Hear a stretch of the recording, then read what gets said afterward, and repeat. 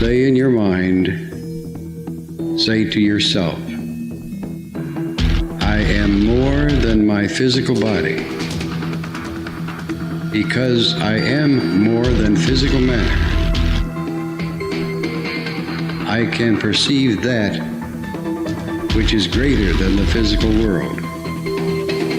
I deeply desire to expand, to experience, to know, to understand, to control, to use such greater energies and energy systems as may be beneficial and constructive to me and to those who follow me.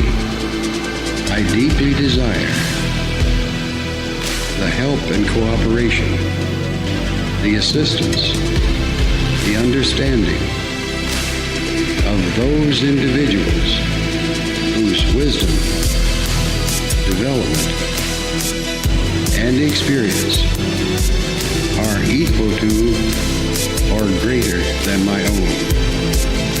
I ask their guidance and protection from any influence or any source that might provide me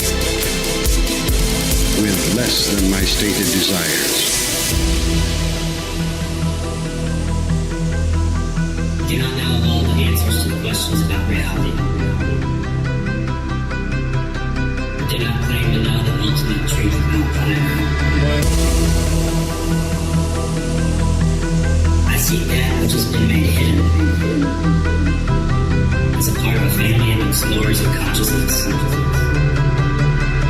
a void.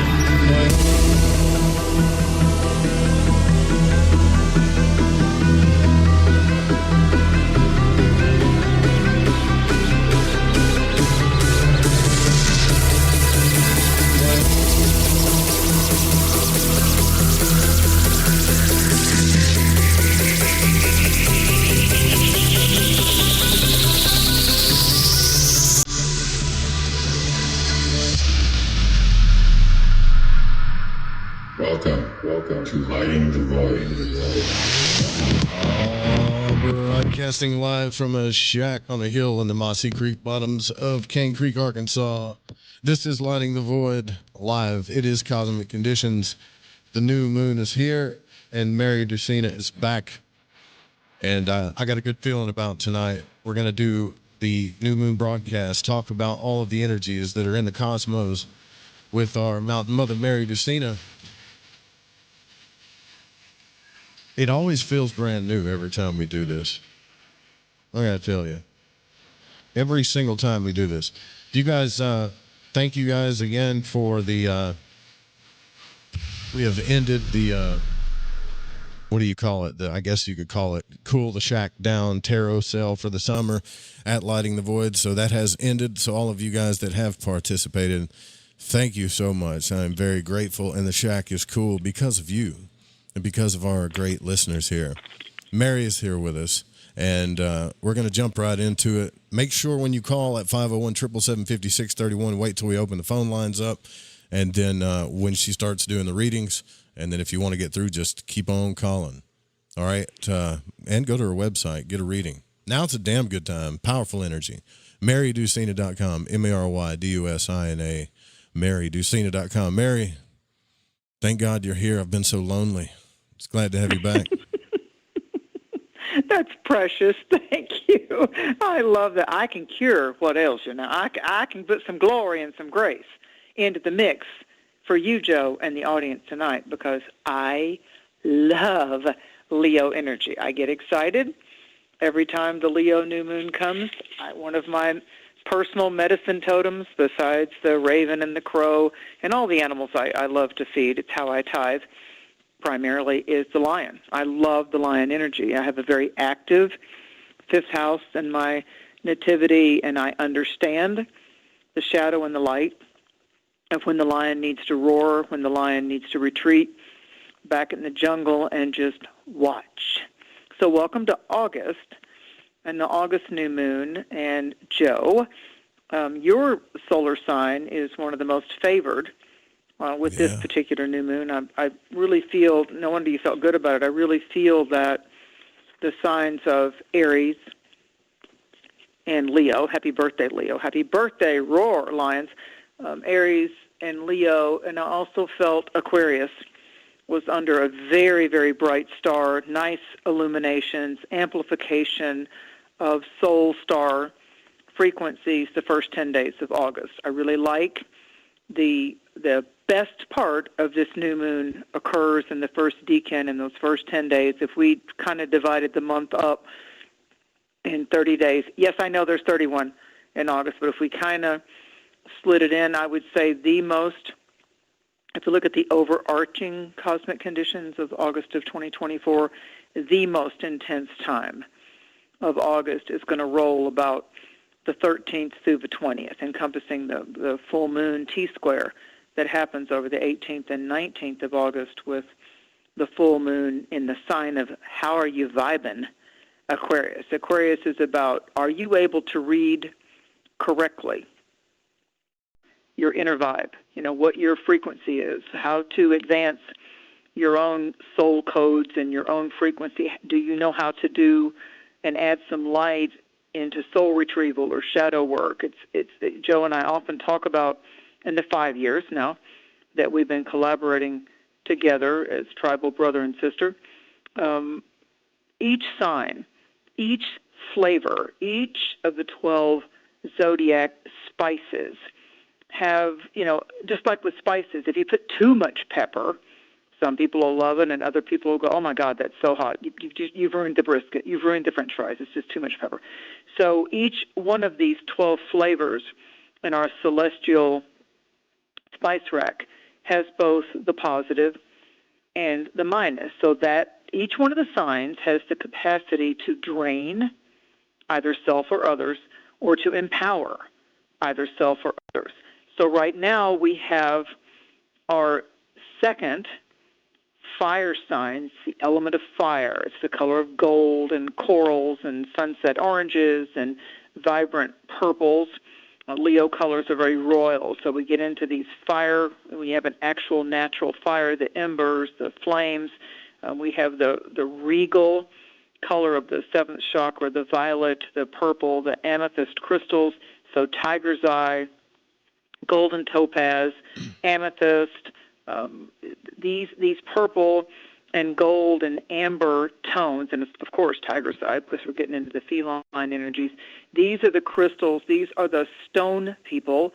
These are the grounded vibrations, be it color or the numbers. We'll talk about the 888.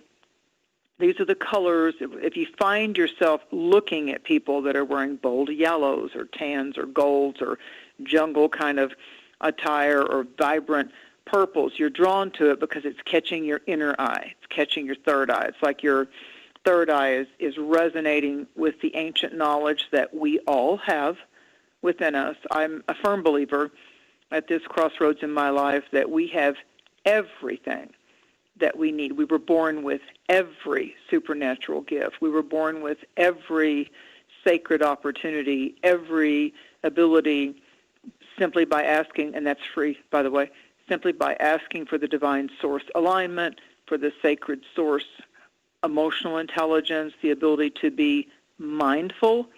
And with Mars and Jupiter currently residing in Gemini and Mercury retrograde and Venus popping around in Virgo, when we look at the word mindful, let me give you a real 3D simple explanation.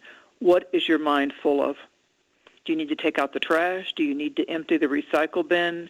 Mercury will retrograde in a dual hit this time. Mercury has gone retrograde into one of the signs that it rules, which actually makes it a more favorable retrograde. And Mercury retrograde is when we pause for the cause, and it begins August the 5th. It's going to pop back into the other sign of Leo around the 14th of August, very intense day astrologically, and then it will come out of retrograde around the 28th, depending on your time zone. So Mercury is our strategic process, our strategies. It's how we plan, how we think, how words come forth from us, the power of words. Do we listen half-heartedly? Is it a time for deeper listening? Yes. Are we able to get out of the monkey mind or the mind chatter to where we get into analysis paralysis, that we're so stuck in the world of, oh, what if this happens, and what if that happens, and oh no, that broke down, and how much is that going to cost, and what will I do?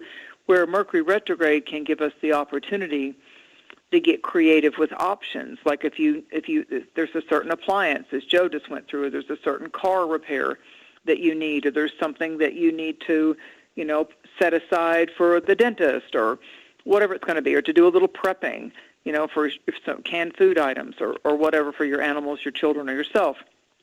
Mercury in retrograde's really good for you being able to get a little more organized in the what if category. So what if we had, another little internet outage of Microsoft, or whatever that thing was called, Crowd Switch, or whatever it was, whatever that thing, right after there was the 13th, when we had Uranus. We had that big burp with Uranus, and that was when there was the attempted assassination at the Republican National Convention. Can I tell you, both parties did not hire a good astrologer, if at all, because the energy that's coming up on that August 18th, 19th Democratic Convention, National Convention, whoa. I don't know if it's going to be global, probably. I don't know if it's going to be also or possibly some type of very odd weather anomaly that could take place. Certainly it's firing up into hurricane season.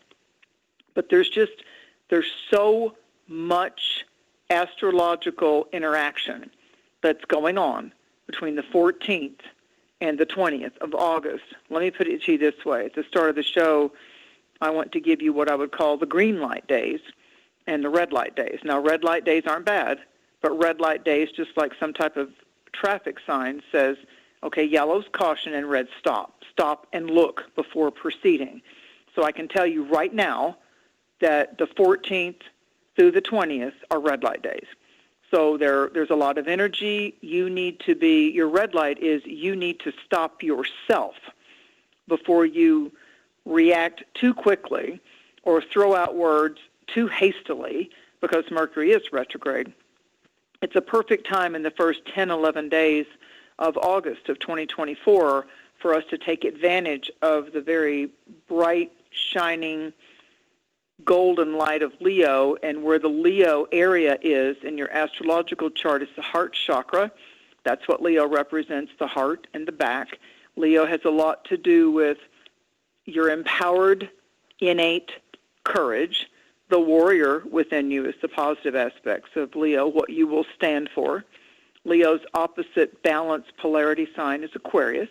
That's why the full moon over the 18th and 19th will rise in the sign of Aquarius, because that is the full moon brings forth what it is, what truths and what scenarios we need to see. So I feel, just my personal little professional astrological opinion, is this particular Mercury retrograde, especially between the 5th of August and the 14th of August, helps us have certain pieces of a quest or a puzzle come together. I feel like that we're going to actually have an advantage of Mercury being retrograde in one of its most powerful places. It's most powerfully positioned in Gemini and Virgo. It's gone retrograde in the sign of Virgo, and we've got Venus and Virgo. She went there on Sunday, August the 4th. So we have some Virgo celestial prescription that's helping us keep a mental handle on things, and it's giving us decorum, discipline, dedication, and it's helping us to take the necessary steps in order to obtain the desire. Leo's all about desire. Aries is our first fire sign in the procession of the 12 zodiac signs. Leo is the second fire sign, and then we have Sagittarius coming up in November. That'll be the third. So Leo is, we lit the fire, we're carrying the torch.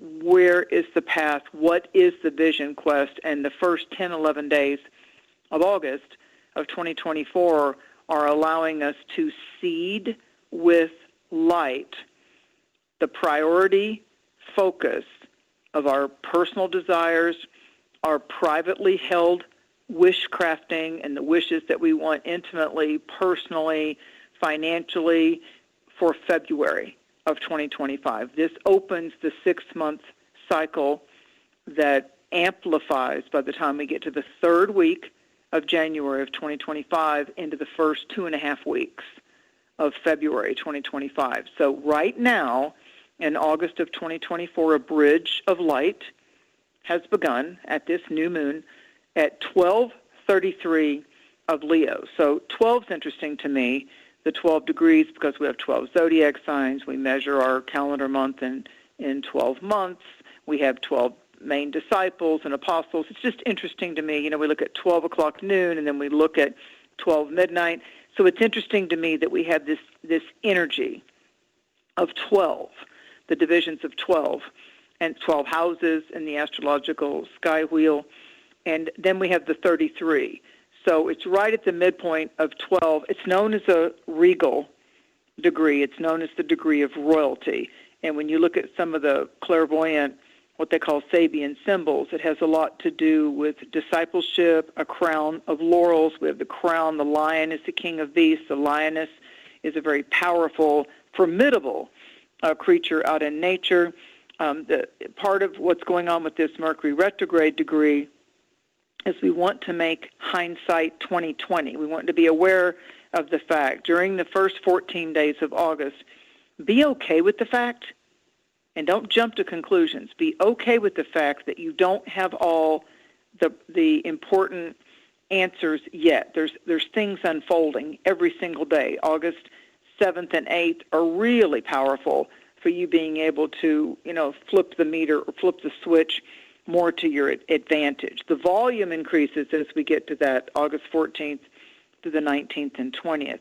And besides the fact of many, many mystics and holistic teachers talking about the annual Lionsgate portal of 8-8, which we talk about, the infinity symbol is turned on its side, but it's the number 8. 8 in numerology is about expansion. It's very similar to Jupiter when you're studying astrology. Jupiter expands.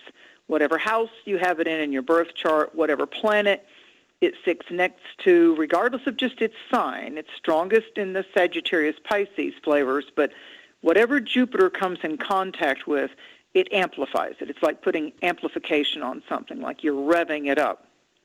Currently, in August of 2024, what's different is that Jupiter and Mars are ramping up that Gemini energy. They're both in Gemini. So when they form a stress aspect with Saturn, in the mid degrees of Pisces, and Neptune still hanging out at the 29th degree of Pisces, and when they clash and make a square this month with Venus and Mercury in Virgo, when the Sun goes into Virgo on the 22nd, we're dealing with mutable signs. So this is where we will change our mind.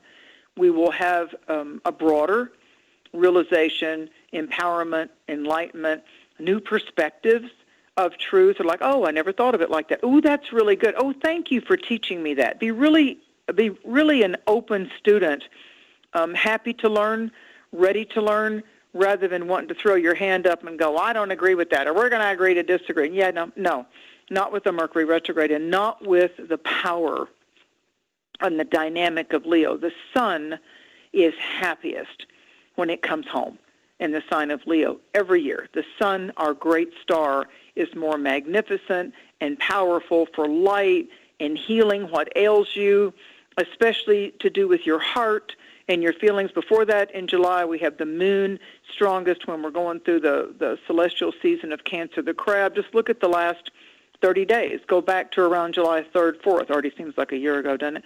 Go back to the early part of July when we had the new moon in the sign of Cancer the Crab. So we've been filled to the brim with feelings and, yeses or nos or pluses or minus, and just the intensity of like, God, I just want to go to the river or the lake or the beach or sit under the stars and just not deal with the intensity of the world news and people in my life that just keep poking at me or expecting too much from me, or because of who I am, but what they feel like I owe them, or Right. what I feel like I could do better, that I owe my audience or I owe my clients, or, I need to quit putting off that boundary I need to set with that friend or that family member. So Cancerian season, the season of the crab, brings oceans of emotions up for us. So the last 28 to 30 days, we've really had to get in touch with what ails us, what irks us, what is going on or what's going awry to do with our feelings. So with the Mercury retrograde, it begins on August the 5th. The retrograde starts in Virgo, one of Mercury's favorable signs, and it favors the earth signs.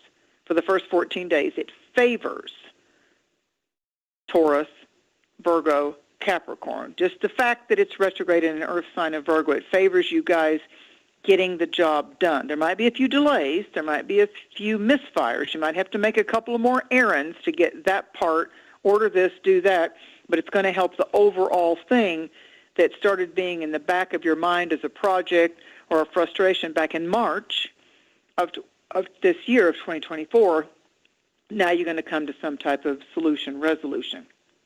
But any planets in your chart, for those of you that are intermediate or advanced in astrology, and if you want to know more about your chart, there's a plethora of seasoned astrologers out there, but I would be happy to help you work into that. I don't want to teach you astrology. It's way too much work. I'm 40 years into it myself.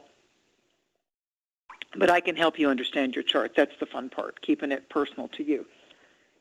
So the planets that we all have in our chart, between 1 to 5 degrees of what we call the changeable, mutable signs of Gemini, Virgo, Sagittarius, and Pisces. Mainly the Virgo Pisces houses, sections, zones of your birth chart wheel are going to be where the action is. It's going to be where you and I need to look twice. Look again. There's something you might have overlooked or missed. And that's what those houses mean.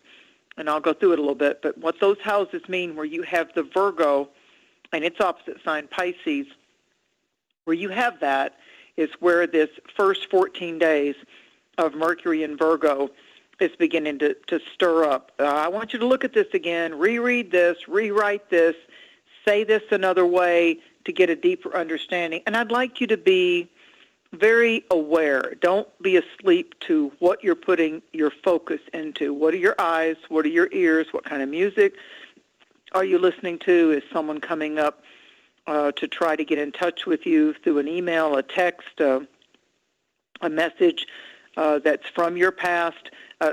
Not all of that will be an old romantic flame, but you will come out of August of 2024 with a broader, deeper, soul-based perspective and understanding of why some of those vision quests or those paths of the last 18 months had the obstacles and the detours and just the power plays, the pushback and the need to be right no matter what kind of a thing. I'm reminded of a very wise Virgo counselor that would often say, do you need to be right, or would you choose to just get it right?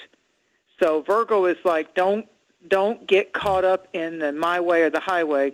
Virgo is about, there's some depth here, and because we have a couple of planets still dancing around in the spiritual rich sign of Pisces, we've got Saturn at mid-degrees and Neptune at 29 degrees.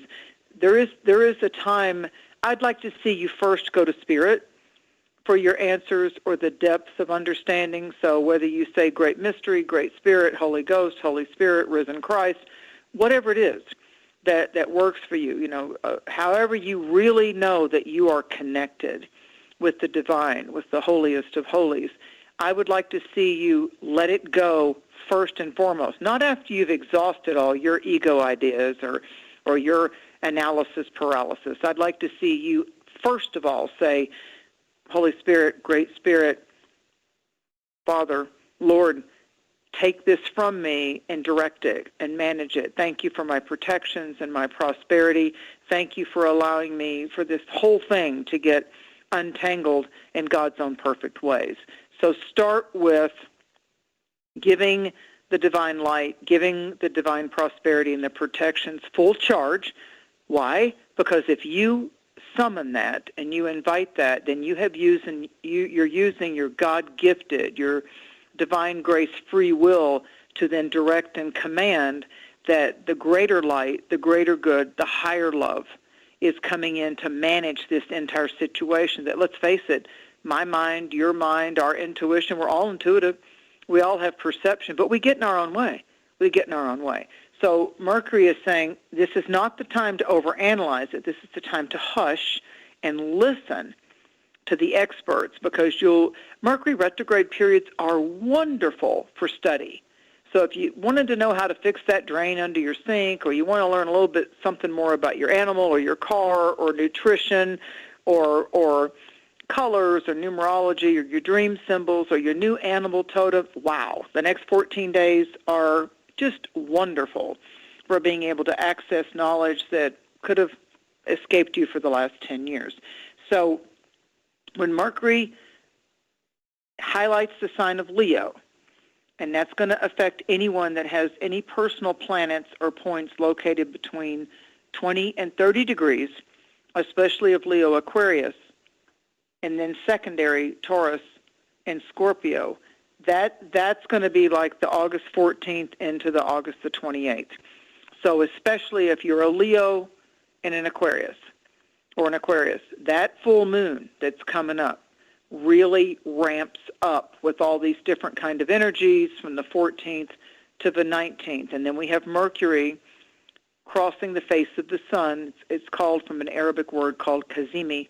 And the Kazimi in Arabic is Mercury, by its degree and sign, will kiss the face of the sun. So Mercury and the sun kiss on the 18th, and this is so incredible for tossing out an idea, even though Mercury is retrograde.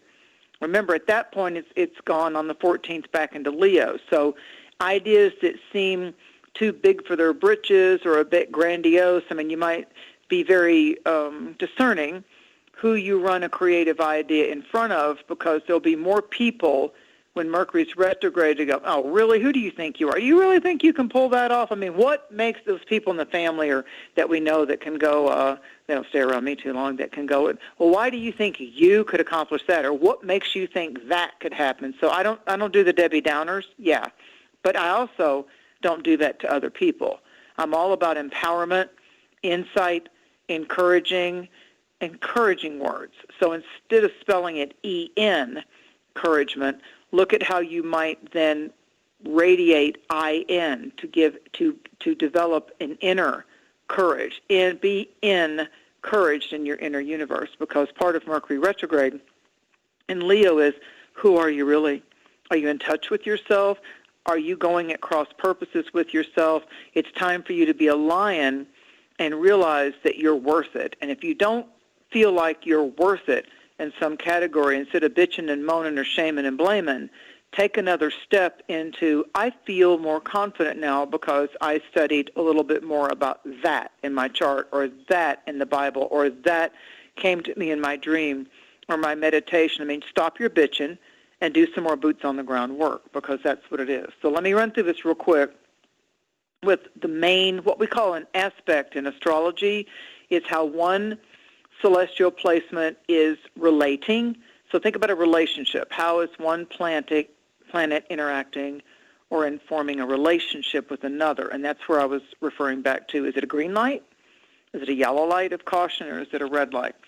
So on August the 4th, Venus went into Virgo, and that's a green light for Virgo and Taurus and Capricorn, for improved finances, for improved meetups, for an ability to get your point across, and just some enjoyable communications where before everything seemed to be lacking some type of conclusion. I feel like until we get to around the 28th, 29th of this month, it favors those earth signs, and it helps Pisces people get a better perspective or put something to rest that needed to be let go of, a door closed, a chapter ended with an animal, with a relationship, someone moved, an animal passed away of old age or it had complications. Virgo can bring up a lot of things about our animals, our domestic animals especially. So a new animal coming, an aged animal leaving, having the compassion and mercy to let an animal go if it's come into a critical, difficult time, with a sudden death, an unexpected death, like Blanche the chicken, or an animal that's 14, 15, 18 years old that simply starts to develop potential end-of-life complications. And there's another role that we have to come into of service in the Virgo energy of being that caretaker, that hospice person, that hold your hand, hold your paw, kiss the cheek of the dog, the cat, the horse, whatever it is that's going through a nip or tuck time of whether it will make it or not. And then the sudden roaring realization of, oh, no, I didn't think today I would lose that creature. I didn't think that would come up on me so quick. So Venus in Virgo can bring that up. And then we have the Mercury retrograde in Virgo that started on the 5th. On the 7th, Mercury is going to join with Venus in Virgo. That is such a good day to just get caught up on chores. And I like the energy that's kind of running green light days of the 7th to the 12th, because on the 12th, Mars in Gemini is going to slide up real close and personal with Jupiter in Gemini. So now where Mars in Gemini can be a wrecking ball and chaotic and all over the place, and you tend to not get anything done because you're going too many places, too many directions all at once. Remember what I told you, Jupiter amplifies that. So there can be it literally could be you're just out doing your errands and you meet the most fascinating person, or you have the most interesting conversation. It's like, damn, that was good. Man, that's a sweet spot. So it's one of those real encouraging, cosmic, fated type of dynamics that can happen. On the 14th, as I told you, our retrograde Mercury is going to move into the fixed power sign of Leo. Speak from your heart from the 14th to the 28th of August. That's when Mercury is saying, I'm the messenger, and I'm telling you, not only do I want you to show up as your authentic self, I want you to empower and to state to thine own self, be true with integrity, whether somebody else is doing the right thing or not. You stand for what's right. You do the win-win. You know if you're taking advantage of someone or not. And so you step in to defend what is right, and then it's up to everybody else what actions they want to take.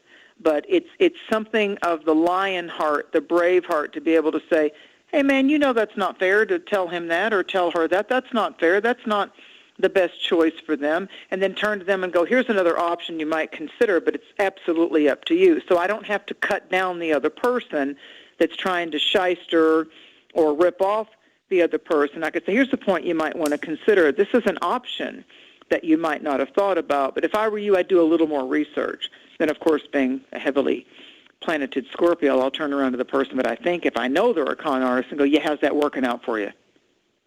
And I'll back their ass up, because I don't have a problem with that, because I came into the world as a warrior of light. I own that. I radiate that. And, yeah, I'm not going to back down from anybody, but that doesn't mean I'm supposed to throw that kind of energy around all the time, because it's not my battle. People have to make the decisions for themselves. But if they come to me as a client or they're a friend of mine, woe be unto the other person or energies that try to come at them. Because if Spirit has you connect with me, once we connect, you're on my prayer list, you're in my tribe of meditations, and whether we talk or not for a year or 6 months, you're still on that viable, tangible, light radiation type of vibration of where prayers of protection and energies are sent towards you. So when we have August 15th, now it starts getting interesting and dicey as we come into what's called a T-square. Yellow light's on. Yellow light comes on in the evening of August the 14th, all day on the 15th. Actually, the 15th through the 23rd, 24th, when Mars is squaring Saturn, Jupiter is squaring Saturn. On the 18th, we've got the Cazimi of Mercury. On the 18th, we've got the Sun-Mercury square Uranus. Back on July 13th, coming into the 15th, that's when we had that first square to Uranus. So absolutely. And we're going to see some very unusual events. We've got people rioting in the streets in the UK. We've got the Middle East trying to hit up. Somebody was talking about the sky is falling, the stock market is falling, Bitcoin, cryptocurrency, political divisions, gender divisions. There's a whole soup of little tornadoes, little habubis and tornadoes and dust storms and tropical wind-driven water that's out there with people's emotions. And again, they're fighting to say, I'm right, you're wrong, rather than unifying and saying, but what is right for the overarching success of this? Don't push me. I won't push you. Where can we get congruency? Where can we get the perspective of unity? And where can we realize the truth? The real truth is that we're all Earth creatures, Earth citizens, having this incarnation right now. So there's going to be a lot of that may come out of this. On the other side of once Venus does an opposition to Saturn, there's the full moon and that T-square going on. And then on the 20th, and I'm going to tell you, I don't care what zodiac sign you are, slow the heck down when it comes to that 15th, 16th, 17th, 18th, 19th. I want you to be vigilant in public, crowded places. I want you to be very loyal to your own spiritual antenna radar, your intuition. If it smells funny, if it feels off, stop, change your plans, and decide, I don't feel right about what we had originally planned. It's nothing wrong with you. I'm just, mahalo, I'm out.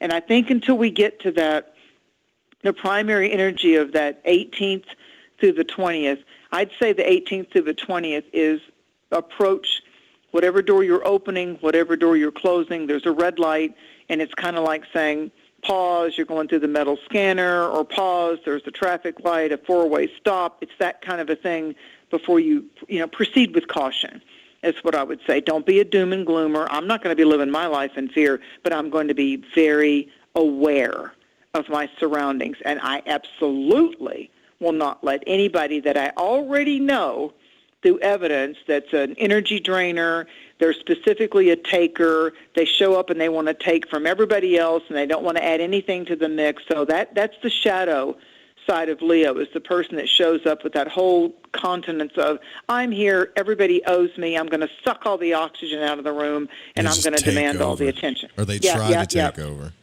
And agents of light will go, it's not your turn now. Sit there. So just something like that, like, take a pause. Okay, pump your brakes. Back the truck up, because I now want to hear what that person has to say. And I'm like Joe, I'm that person that can do that. I'll be like, okay, hold, freeze frame. So, and then we get to when the sun starts to move into Virgo on the 21st night, 22nd. Then we've got August the 27th, where Venus is going to oppose Neptune. So those of you that are out there in the dating, mating game, and you want to do like an adrenaline rush, that shot of tequila was good, I think I'll have the whole bottle, or, that person's attractive, I like the way they touch my neck, I think I'm going to bang a gong. So be very cautious around that August 27th. I'm not saying it's bad. I'm saying it could be, as people often say on their social profile, on relationship status, it's complicated. I would suggest that you don't invite in known complications. They're probably involved with somebody else. They may be lying to you about their bisexuality, or they're married or not, or living with someone or not. There's something. Not all around that glitters that. Is gold. Trust me on that one. Yeah, that's a very good Leo statement. Not all that glitters is gold. So then Venus will, to finish up, Mercury turns direct in Leo on the 28th of August, and then Venus will go into Libra right when we come to the end of the month. And Venus is happy, happy, happy when she's in the sign of Libra. It will bless those of you that are Aries, Libra. It will bless those of you that have the Libra moons or the Libra rising signs, and it will tone down, the Chiron and the North Node in Aries. So the first 10 days of this month, this new moon in Leo is also getting along with all of us, our karmic work to be done is the North Node. It's why the eclipses are bouncing around primarily in Aries Libra for the most part. So the Aries Libra part of our chart for back in last autumn, that's the main karmic areas of our chart. So that goes on for almost a year and a half. The fact that Aries is pronounced in our chart right now for the soul work, the shadow work that we all have to do. So when you find where Aries is in your chart, the North Node stays in Aries. The eclipses bounce off in Aries, Libra, opposite signs. And so where we take the easy way out to Libra in our chart, and where we have to do the work and be the pioneer, that's the alchemist and the pioneer is Aries energy in our chart. It's where we begin, where we will take that leap of faith. So the North Node's still there. So this particular new moons are beginnings. They are the seeds of light that we plant, and we don't keep pulling up the roots from this new moon into September 4th of 2024. This is the groundwork for the most optimistic, opulent, generous, wealth-producing positivity. That's the Leo energy. I am Leo, the lion, not the elephant. The lion has entered the room. The reason why Daniel wasn't killed by the lion in the lion's den, the Lion of Judea.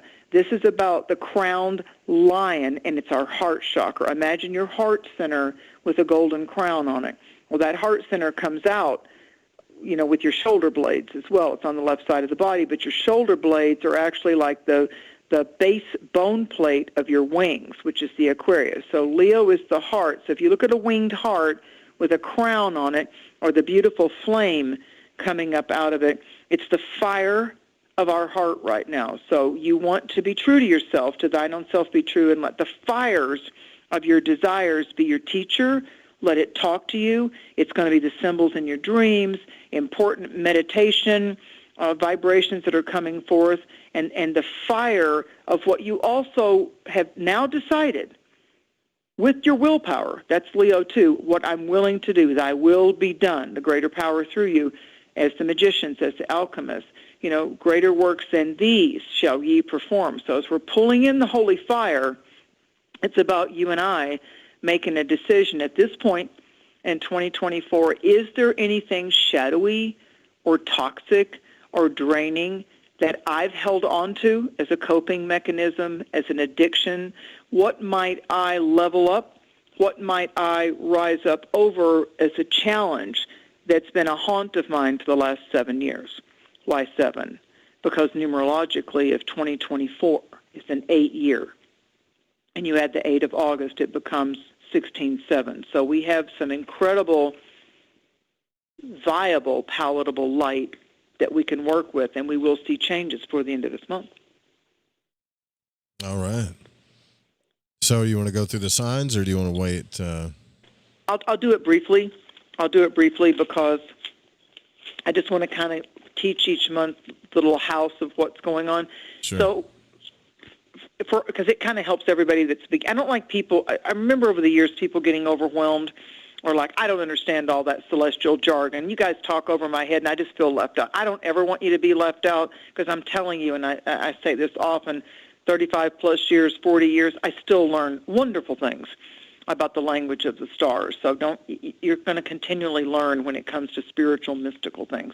So if you're in Aries, the North Node is in Aries. Chiron is in Aries, and these have to do with we're allowing wounds to heal. We're allowing the karmic, the dharma, the soul work to be accomplished.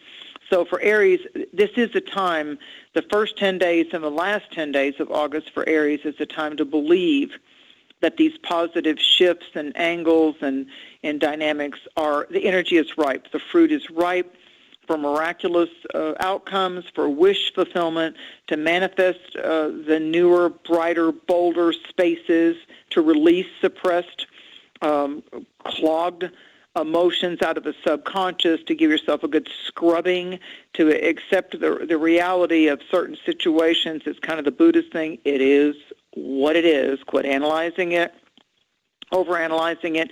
They did what they did. They said what they did. They did not deliver on what they said they would do, and just move on from that. And whatever that was, that's a closed chapter. If we're going to interact with someone from our past again, it will have to be a new chapter opening up without the same old crap that kept making it a monotonous story again and again, the same old thing, like, as they say, the proverbial hamster running on its little treadmill. You spin and you spin and you spin. That cycle but you don't is go over. anywhere. Yeah, you don't want to jump back in that thing. Absolutely, and that's the power of a Mercury retrograde. It allows us to look back to March of this year, before we had our first Mercury retrograde of 2024, and say, what seemed to be bugging me back at the midpoint of spring, when spring opened up, what was bugging me back in March, April, and now I'm able to, in the other A months, instead of beginning of April, now it's the beginning of August, and now I have survived that, and I didn't just survive it, I thrived because of it. So even those people in our life or those places in our life that tend to bring us irritation, temporary loss, or it didn't go the way that we thought it should, again, when you put the divine as the director, you're going to start to see less loss, and you're going to be giving a lot of thanks for the things that could have happened to you that didn't happen to you because the divine alchemy stepped in and protected you. And I want to say this for the fire signs of Aries, Leo, and Sagittarius. Although it's true for all of us, it's more pronounced for the fire signs. Praise is also a weapon. When we give praise to all that is holy, praise to all that is of the light, praise to all that is of the higher love, no weapon formed against thee shall prosper. So when you go into like Psalms 8:8, when you go into Psalms 91, when you go into Psalms 46, Psalms means the songs. And so when you go into the songs or the praises, it actually not only is a tool, an energy effective tool in your soul toolbox, but it also can be a weapon against nefarious or dark forces, be it person, place, or thing. So I'd like you just to get comfortable while these Mercury retrogrades happen in dual signs of Virgo, the teacher, the healer, and Leo, the soldier, the alchemist, the brave heart, the warrior, the hero. I'd like you to become your own hero by looking at, am I praising enough? Like, and it could be a minor thing, like you could have dropped the glass off the table and it broke on the tile and you had a mess to clean up. I just said that with a client today, and instead you caught the glass. Seems like such a minor thing. Or you almost ran the red light and you didn't. You slammed on your brakes and you're like, oh my God, should I have just run? And all of a sudden you realize someone would have plowed into you. Those kind of things, when Spirit shows those up, just go, praise be to all that is of the light. Praise be to all. The glory is here. The glory is here. Thank you, God. Thank you, great mystery. So I would definitely say, let those words form and come out of your mouth, especially if you're Aries, Leo, Sagittarius. So by letting go of what no longer serves you in your present tense and your right now, your intuition will heighten during these first 11 to 12 days of August, Aries, and then that coming together of Mars and Jupiter in a favorable sign to you, Gemini, on the 14th is an excellent time that you can start to understand the calculation of the risk versus the reward, and I do see that it could lead to a significant gain, a significant agreement or commitment. You may not start it on the 14th. You might implement it by the next new moon in early September, or at the eclipse at the supermoon of mid-September, maybe around that eclipse on the 17th, 18th, 19th of September. But this is the time that you're laying down the seeds of those significant gains. I really see that. So your praise might be, I praise and I'm prepared to welcome the manifestations. Notice I made it plural. The manifestations of my hopes, my dreams, arriving, thank you, Great Spirit, even when I least expect it. Great mystery and Great Spirit, bless me and gain me. I praise, invite, summon, and receive my blessings, and I'm welcoming them all.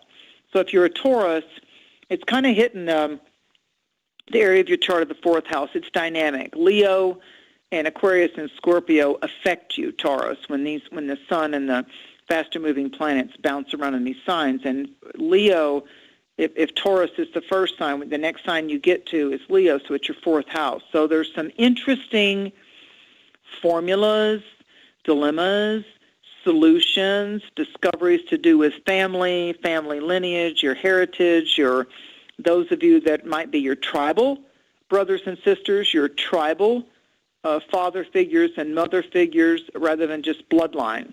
So I believe, again, it's just my personal belief, that we incarnate in our bloodline family with the generational curses and blessings and challenges and karmic soup, and then we connect with our true And that doesn't mean every family is tainted. I'm not saying that, so don't go there. But what I'm saying is then I think as we grow and start cleansing and clearing our shadow selves and do our soul work and our retrieval work and understand multi-generational dynamics of blessing or losses, then we're able to manifest matches to our frequency of the lover, the friends, the business comrades. You start to really see the tribe that's got your back, and that it's always a win-win with those people because they're not out to take you and you're not out to take them. And there's this beautiful soul respect between the two of you, be it client or friend or personal or business.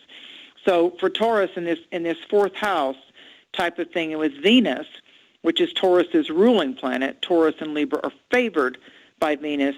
With her going into Virgo, this is going to ground you. It's going to give you very thoughtful, well thought out expressions of finance and love, where those soft moments and those small gestures mean so much more than people originally thought. Just that deliberate act of kindness, that compassion put into action, Taurus is really it's going to mean a lot to Taurus right now. So it's practical. Virgo and Venus and Mercury and Virgo and the moon moving through Virgo right after this new moon. It helps you financially. It's a time to organize, budget. Don't get into the Mercury retrograde analysis paralysis, overthinking, monkey mind on the budget and the monetary things. Be open for spirit to bless you and rearrange things for your immediate future. But pay attention to your thoughts when you start to see repetitive thoughts or repetitive number sequences, because those are messages from your angels and the universe helping you to know that you're worthy. If you're Gemini, the fact that we've got some Virgo things dancing around and the fact that your ruling planet is retrograde right now, Gemini, what's lit up in your chart's the third house. Oh, here we go. So if Gemini's number one, Cancer's number two on the second house, and then we get to Leo on the third house. So where Gemini wants to really collaborate and communicate and think tank and bounce ideas, you might want to make some notes, or you might want to record it on your phone, on your iPhone or your smartphone. Go ahead and write it down. Make a list of things that you need to remember, because the old connections, the old flames might flicker back to life. Memories could stir with opportunities. There's something about a revisit to past roads or past places or past connections that bring a different kind of clarity. There could even be a renewal of trust or bonds. So absolutely, Gemini and Sagittarius, let go of any of the drama dynamics that are draining and that no longer serve you. It's an excellent period. Life has high tides and low tides for a lot of things. And for Gemini and Virgo right now, it's a really good time to revisit, to review, to reboot, to reset. If you're a Cancer the Crab, Moonchild, then this is a second house vibration for you, because the sign after Cancer is Leo. Cancer just had its birthdays, and so now we're coming into the Leo season when we get to the third week of July every year. So this is about embracing breakthroughs. Cancer and Taurus resist change the most. They just, wherever we have Cancer, Taurus, Capricorn, or our own sky wheels, that's where we tend to resist change and buck up on it. It's like, no, I like this area of my life to stay just the way it is and very predictable. I need the consistency. So when you look at your chart, regardless of your moon and your sun and your rising, so I'm telling you, where you've got Cancer and Taurus especially is where you're rigid. So you could lighten it up a little bit and work on yourself in those areas. So for Cancer, though, in the second house, I would say your financial arenas are supercharged. There's a lot of light and a lot of opportunity that's wanting to come in. So it makes you, we talked about a magnet, it makes you a magnet for abundance and solutions.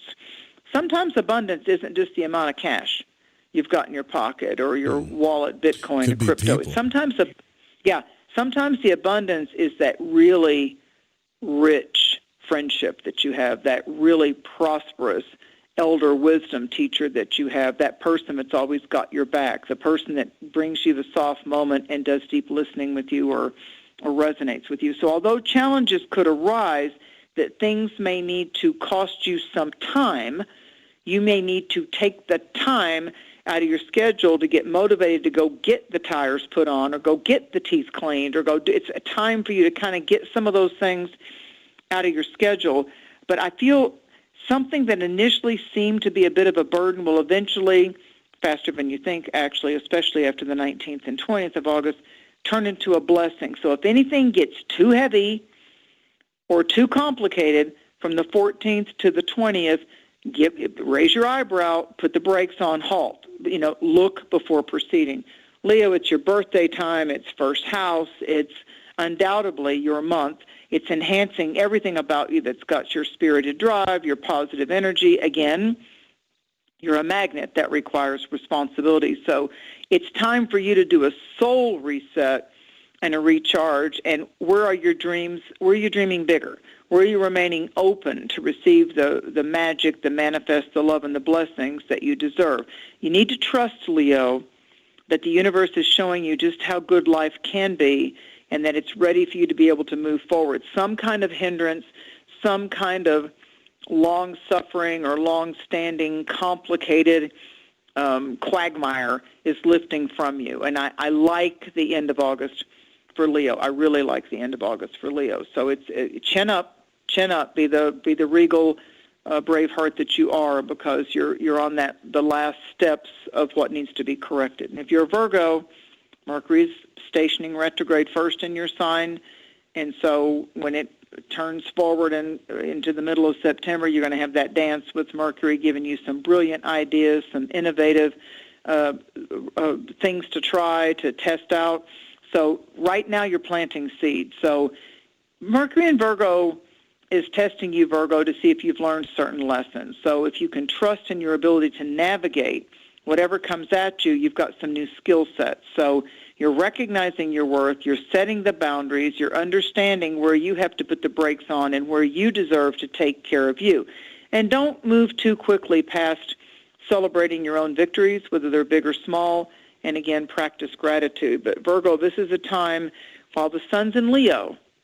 If you've got a Virgo rising sign, Virgo moon, or you're a Virgo sun sign, Leo is the sign before yours, and so you're in the house of issues. You're in the house of the labor before the birth of some things. So you're better placed after August 28th and into September, Virgo, but this is your time for reflection, and this is your time for divorcing toxic drama. If you're a Libra, this is an 11th house dynamic. It's the L team. You often hear me talk with Joe about the A team of Aquarius and Aries and how I like that energy together, and I like my L team of the Leo and the Libra energy. So changes are in store for you, Libra. It is you're overcoming limiting challenges. You're doing it with wisdom. You're both in your love life and in your career. I believe the dreams are beginning to weave into reality. You're dreaming the dream into the reality here in this dimension. Although the challenges seem to be a bit overwhelming mentally at times, there's not enough hours in the day. Oh, my God, I told them that 5 times last week. Why are they still asking me the same question? Can they not take no or yes for an answer? So there's some comebacks. I feel the Libra energy is coming back. It's like you're back up in the saddle again after getting, the horse had to get new shoes on, or you got thrown off the horse, and it's like back up in that saddle again, get on the motorcycle again. So believe it or not, I need you to trust, Libra, that although you don't see all the moving parts, everything is working out as it should. There is a transformation and a transmutation that your life's direction is working for the better. I really like the October into November period for the Libra, the strong Libra chart. There's a bigger picture that's manifesting, and I feel as you come to that eclipse in September, at the full moon of September, I see big karmic paybacks and rewards. If you're a Scorpio, this is big, just like for Taurus. It's 10th house for you, it's 4th house for Taurus. So this energy of Leo and Venus, the moon conjuncting Venus on August the 6th, the full moon on the 19th is bringing clarity with closure, and it's making it a time for an immense revelation, but there's deep emotional work to go on with Scorpios. Scorpios are going to have to really look at where the shadow overcomes them, where the shadow overtakes them. So, Scorpio, you absolutely are in the Leo spotlight to break the old patterns, to stop reaching back because of emotional shock and awe or psychological baggage. You've got to clear out the stagnant energy, the adrenaline rush that the alcohol or the drugs used to give you, or the porn, or the sexual bravado. It's going to fail. It's absolutely going to fail, and there's going to be a new set of complications that come because of that too much booze or that addiction you can't seem to break. It's going to be. There's going to be complications, and there's going to be the authorities, and there's going to be the Gestapo, and there's going to be the price to be paid if you think that in 2024 you can reach back to what used to solve it, delay it, help you avoid it, or go into some type of escapism. It's not going to work, because what August wants to do as it progresses, if you dive into self-reflection and you channel this very high-charged, the things that your heart got disappointed at, or you were too young as a child to protect yourself or to protect someone else, and you blamed yourself. Like Scorpios have to, the phoenix has got to rise. But there's going to be, it's a fire sign, there's going to be a combustion. There's going to be a spontaneous combustion, and you have got to throw those old fears, write them down and throw them into the fire. You have got to burn away that past part of you. You've got to step out of that shell that used to shelter you, or that you would push people away, or not let anybody come into the vulnerability of the kind, beautiful part of you, the way Scorpios can put spikes on the end of their hands and push people away with a good tongue lashing. This is the time that Leo is saying, no, we're done with that. That strategy. Revenge, like or go on your revenge, journeys. Yeah, it's not going to work. That Scorpios can intimidate people very similar to Leo. I mean, when Aquarius is crazy, it's just batshit crazy. But Leo and Scorpio can enter a room, and there can be some complications. They're not just trying to intimidate somebody. They're ready to take it full bore, 200%. And there is such a thing with those signs. But for Scorpio right now, it's not a power cycle for them to push their way. It's a power cycle for them to let the light come into their life. And Joe, a lot of Scorpios like to, dance with the devil in the darkness, and that's going to be their. I got Jupiter and Scorpio in the first. I get it. Yeah. So the temptation. Anytime, wherever the Scorpio is in your chart, here's another little lesson for you. You won't find in a book. Wherever Scorpio is in your chart is where the temptation can whisper to you closer than any other time. So I got this weird feeling with the Scorpio energy too. Like your whole energy, like if you could just stop with the revenge, like you're wasting your time on this revenge thing. Yeah. You're wasting your precious energy on that. Well, it's gonna boomerang back to them. Like instead of them being able to project the magic or the energy out there, it's like, I'll show you, I'll fix you, I'll get revenge, I'll set you up, I'll do this behind the scenes. It's not going to work. It's not going to work at all. And the Scorpio, the dark side of Scorpio is the scorpion that can even sting itself. When the creature, the insect, the creature of a scorpion is in a battle with any other kind of other bug or creature. Once scorpion realize, it's just a dynamic of their DNA. When they realize that they're losing, the scorpion brings its stinger up and stings itself right in its back and kills itself. It doesn't, the praying mantis, which is a lesser known spiders, and praying mantis, these venomous type of insects that can be the lower aspects of Scorpio. The praying mantis, she eats her mate while she's copulating. So Scorpio is the whole big sex thing, and so the spiders, the black widow spider with that red violin on its back, the red and black of the Scorpio colors. There's like friendly spiders, and there's spiders like, haha, you didn't see me, gotcha. So it's like that everything that we do, every single thing that we do out of our true heart of kindness or true spitefulness or revenge comes back to take its tenets from us individually, from our own life force, from our own amount of breaths that we have this lifetime. So when you think that people are getting away with something, and it seems like they get away with something, you don't follow them every day. You don't know every one of their ups and downs or illnesses, and you don't know whether it's going to be this lifetime or another kind of soul debt that they incur. So just because you don't see it happening in that same year or in that same way doesn't mean that divine justice and the archangels and the watchers and the Ophanim aren't going, ha-ha, bitch, you're mine. So if you're Sagittarius, Gabora does its job. I can promise you that, man. Absolutely. You don't need the karmic. The karmic boomerang is real, and actually when you think about karma, it's also the golden rule, do unto others as you would have them do unto you. I would just say, because it's coming back to you anyway.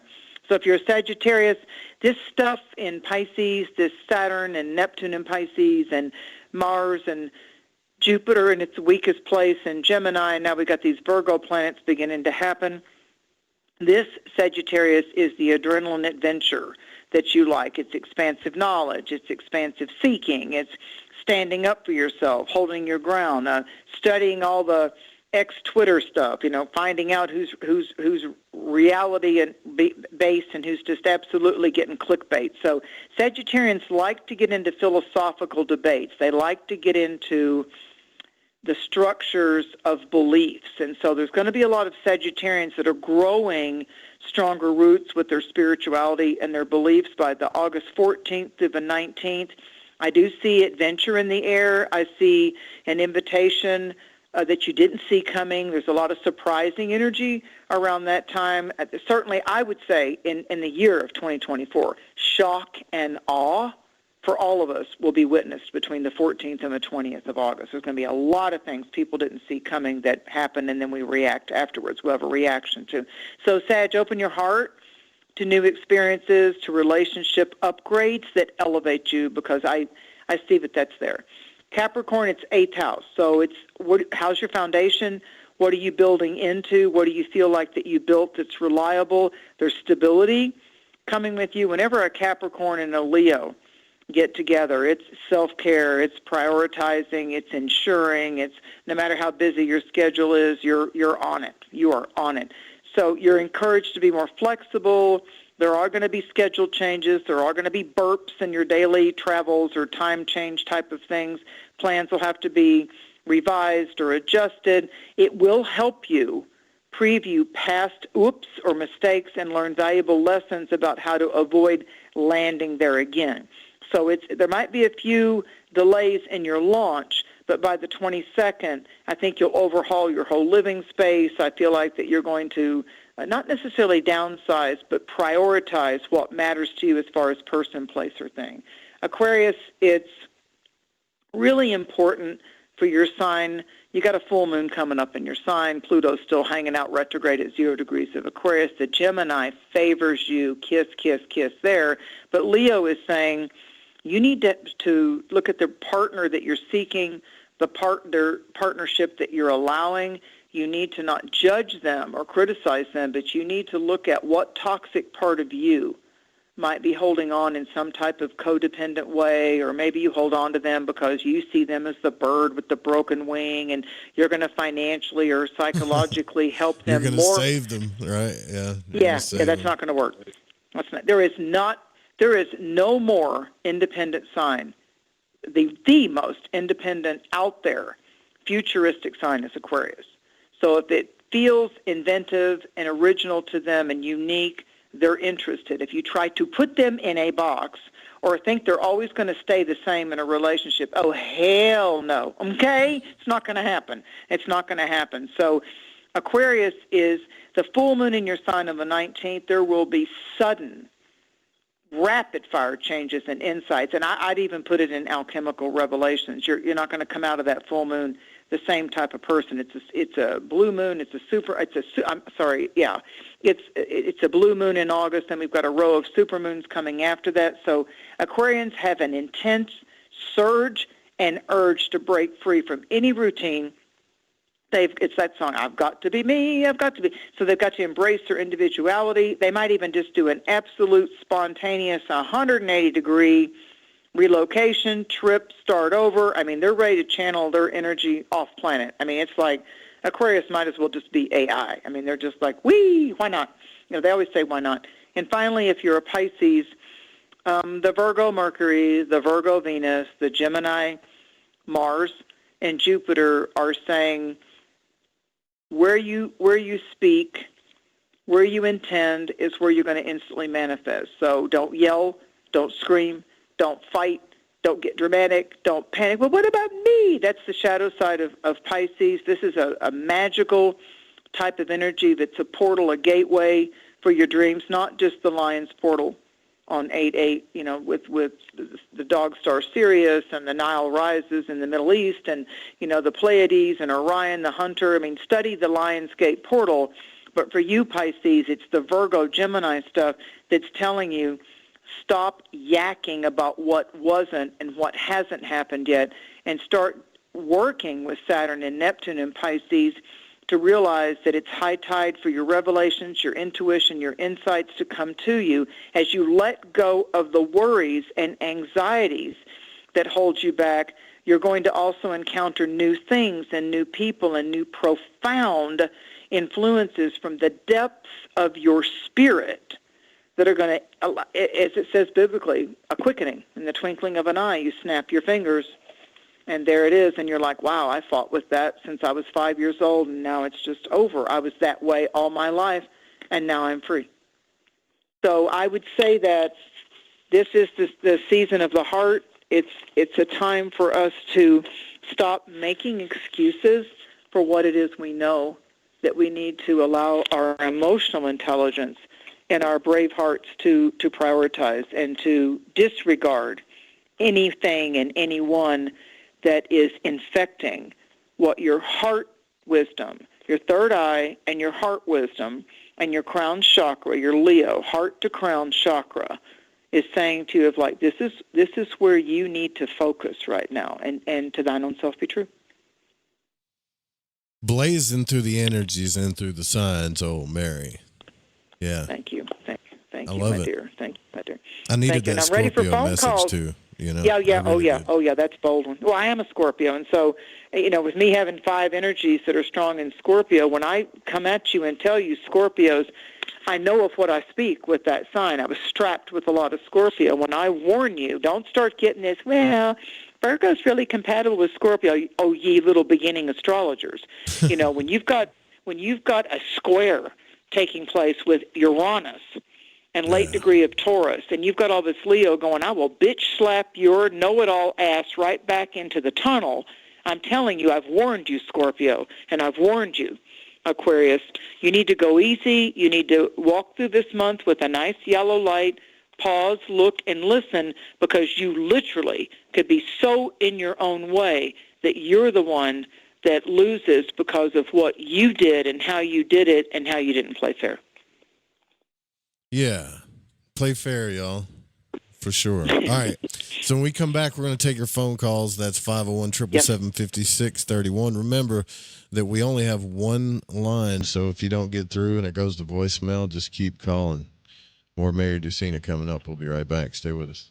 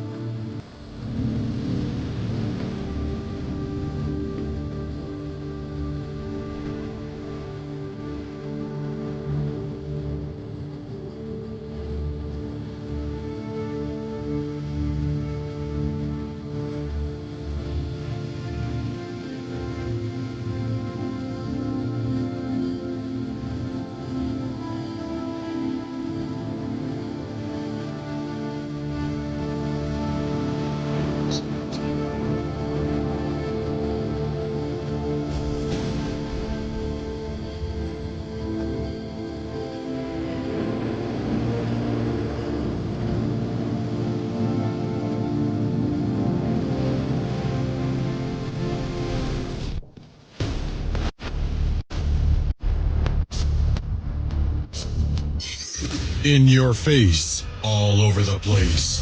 We're online 24/7. 24/7. You're listening to the hottest internet station. Hey, this is country music singer and void walker Jason Benoit, and when I need my fix on the world of magic and the capabilities of the human consciousness, I listen to Joe Roop right here on Lighting the Void Radio. This is Malorcas 45, fan of the Fridge FM, challenging everyone to open their mind's eye. Listen to Lighting the Void with Joe Roop to gain precision for your third eye vision. What I know about courage, I learned from my adoptive mom. She said sometimes you just gotta hold on and know we'll get through this. Mom, we are so high up. Hold my hand. No, you hold my hand. Here we go. Learn about adopting a teen from foster care. You can't imagine the reward. Visit adoptuskids.org to find out more. I learned patience from my adoptive dad.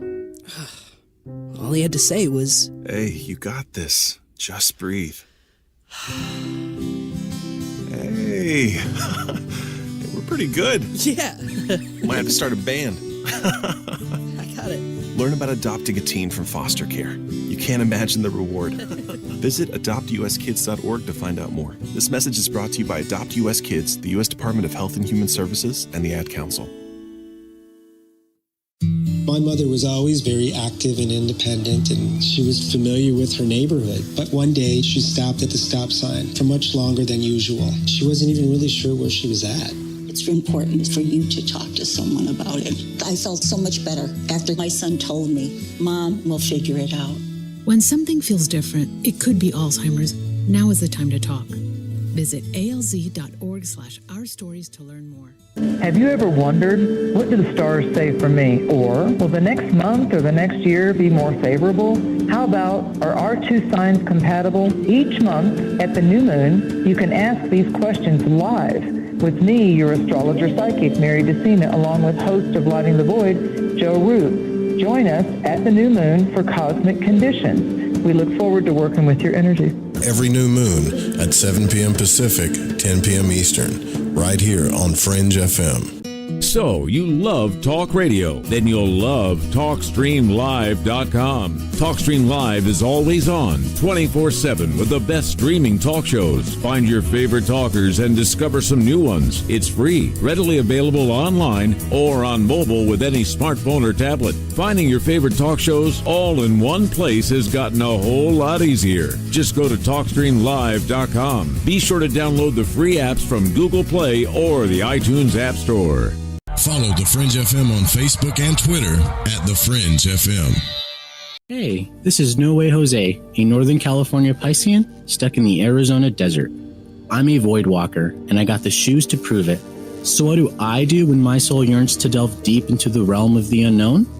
I aim my satellite straight into the night sky and catch a smooth ride on the KTLK-DB radio waves.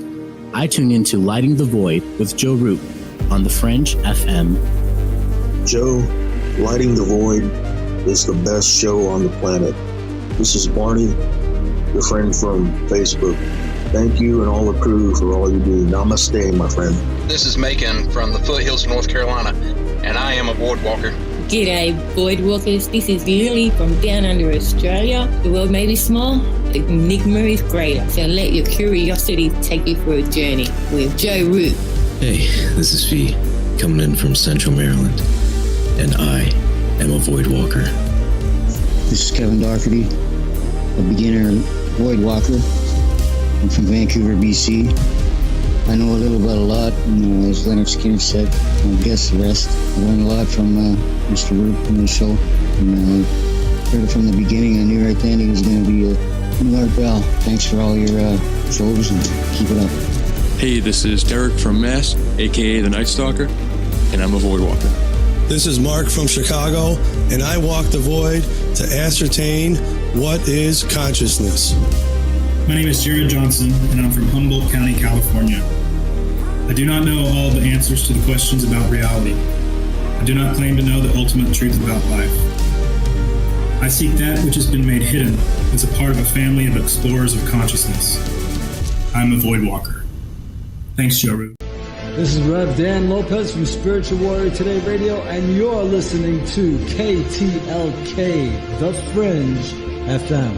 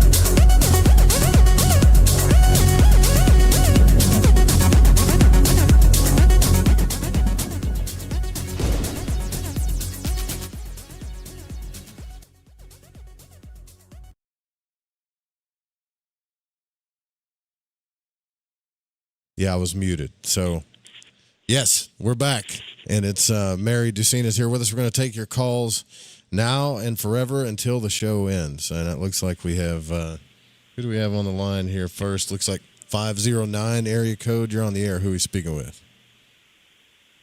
Hey, Joe, this is Chance. What's up, Chance? It's been a long time, my friends. Yeah. What have you been up to, man? Not a whole lot, dude. Just working my ass off per usual, right? Yeah, right on. Yeah. Well, look at your name.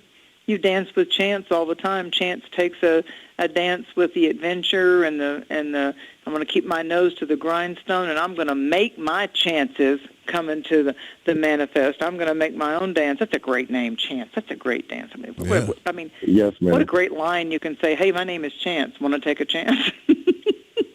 There's so many possibilities with that one. Love it. So you got a question I want for you to flip Mary? me a card. Okay. I would have hoped Mary would just flip me a card. All right. I'll do it. I will. I'll take a chance with Chance. So the card that flew out is a very powerful card in the tarot that's often misunderstood. It's called the Fool, but it is not defined as someone who is a fool or taking a foolish action. It has to do with a leap of faith. And the reason it doesn't have to have its own suit or its own, it's got the beautiful zero, it's got the circle of life, it's got the halo, if you want to put it on its side, but it has to do with cycles and circles and being able to return to opportunities and keep the cycles flowing.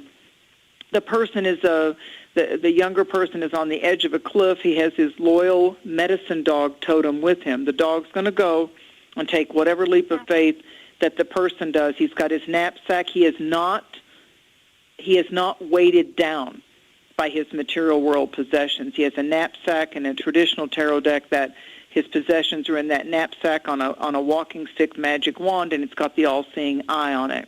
And he has chakras spinning on the cloak that he's wearing. It's got all kinds of, like, the orange chakra and the yellow and the orange. The sky is yellow, so it's about adventure.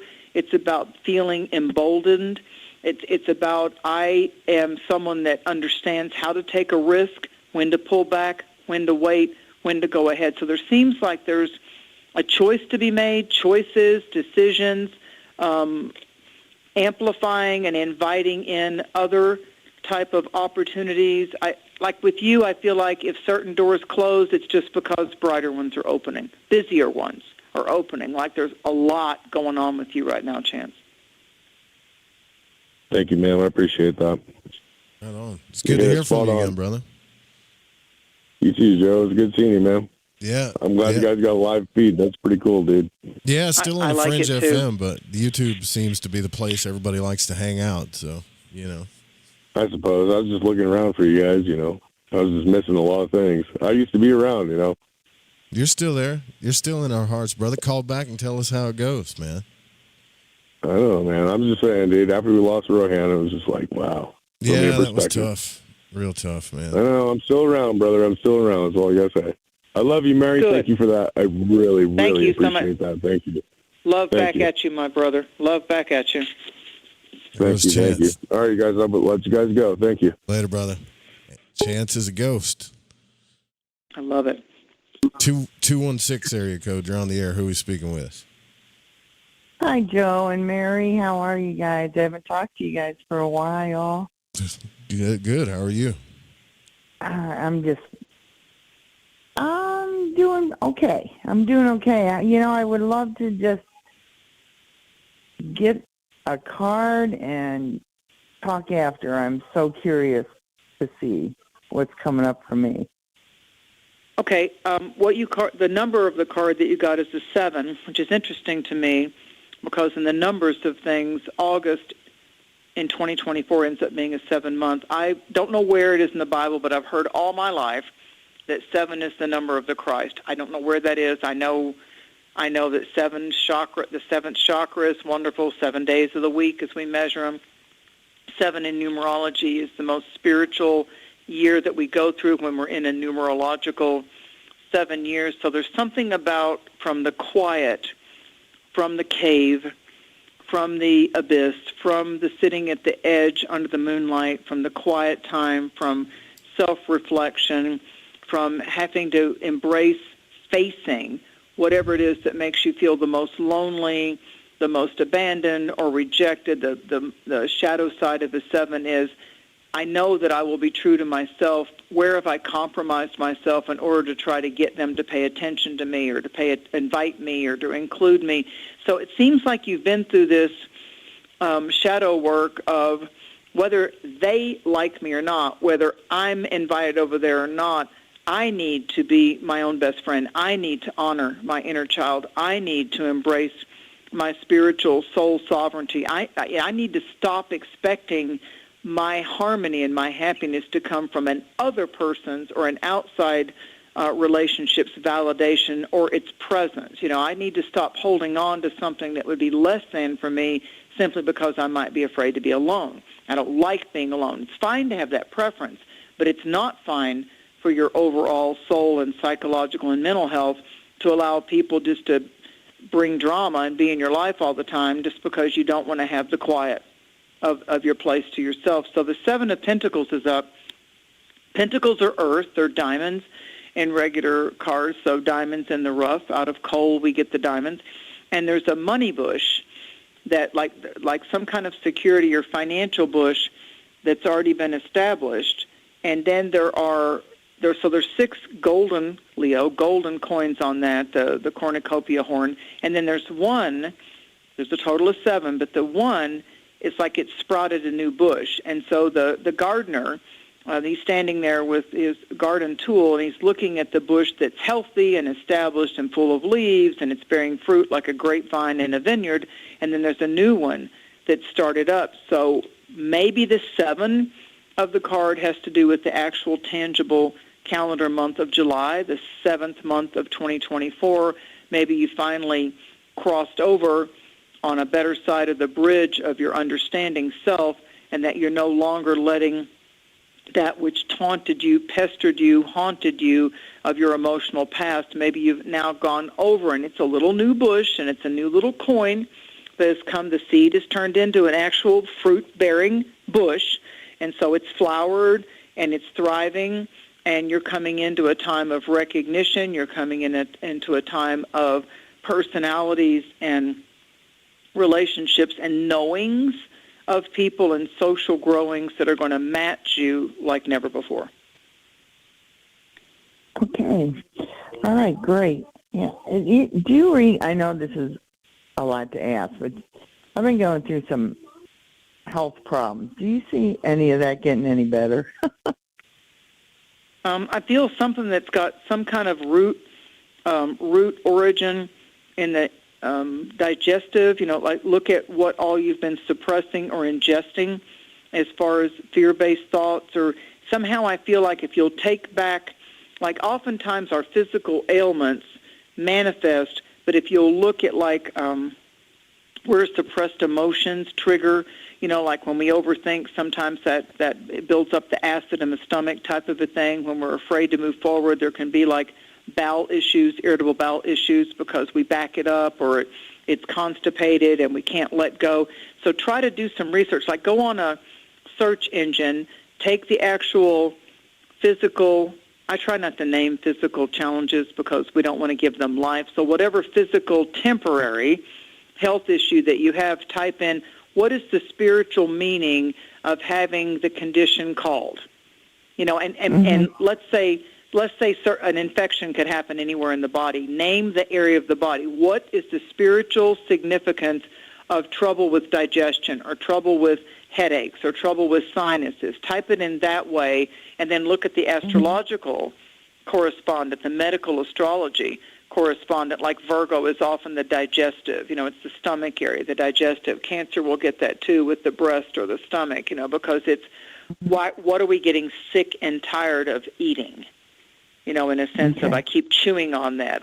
People will say, let me digest that. Let me sleep on that. Let me digest that, and I'll get back with you. So what are we digesting? What are we literally eating as our truth, or what fears are consuming us? And so inflammations and fires and acidity in the body has to do with repressed resentments or angers, or as Joe was talking about earlier, the need for revenge, or that wasn't fair. I can't wait till that comes back to them. So look at where, if you've got inflammation, then it's got to do with you didn't stand up for yourself. Maybe somebody didn't treat you right. So don't keep ruminating over that. Instead, cleanse yourself and just remove that person's ability to get to you in your life. Are you in pain right now? That makes a lot of sense. Yeah, I am. Yeah, I can I had tell. back surgery done. Yeah. So it's. I'm just getting tired of it. You know.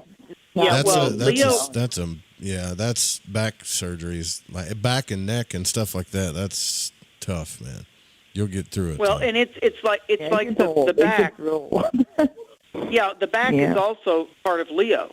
You know, like I'm going to get back up. I'm not going to be carrying the weight of that kid, that grandkid, my kids, my parents. I'm not going to carry the weight. It's been too much of a weight on my shoulders and my back. I need to straighten it up. I need to straighten up, and it's your spine. You know, that's the Kundalini. That's the synovial fluid. So collagen supplements and magnesium is an all-natural mineral that helps movement and mobility. So it's like, to thine own self be true. You know, it's like you may have carried the weight of your family's problems. You may have carried the weight of the psychological stressors, or the weight of someone else's addiction, or the fact that you couldn't help them break free of something that had them toxic for so long. And listen, I've had friends and family that actually just exited out of this lifetime because they served a master that actually took their life.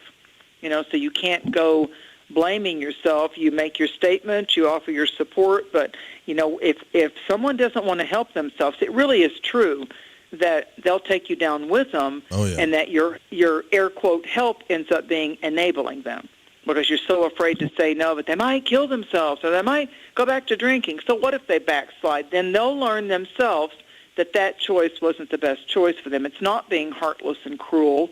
It's letting them see, these are the choices that you're making. How's that working out for you? Yeah, and I'm not going to bail you out.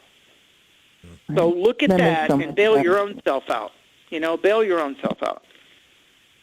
Hope you get to you feeling guys give better. me strength. I appreciate you guys so much. Oh, yeah. Blessings Prayers to you. Both of you guys. You guys are a blessing to me. Thank you so much. Thank you. Thank you for calling. Pain, back pain, it's terrible. That's terrible. Phone lines are open, 501-777-5631. Prayers out to her for sure. Yeah.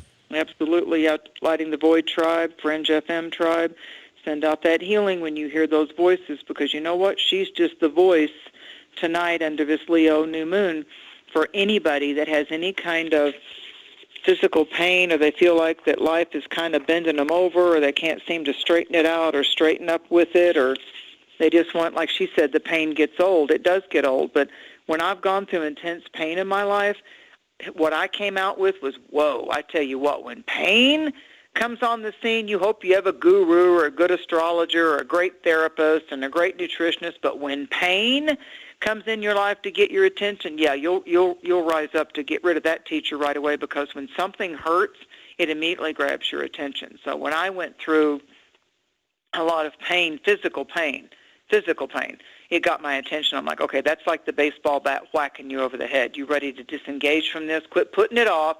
Quit just buying time and lean into this pain and get it solved once and for all. And that starts truly at the soul level. It's soul, it's psychological, it's breaking patterns, and there's all kinds of free stuff on YouTube. Those of you who are watching and listening to Joe and I on YouTube, there's so many things on YouTube that you can go into privately, intimately, that was difficult in your life, and just type in, what does this mean when you have this kind of parent or that kind of child or whatever, and it could just help you disengage from it, because you're listening to someone else's trials and tribulations, and their way of getting out of it might not be your way, but it certainly will teach you you're not the only one going through it.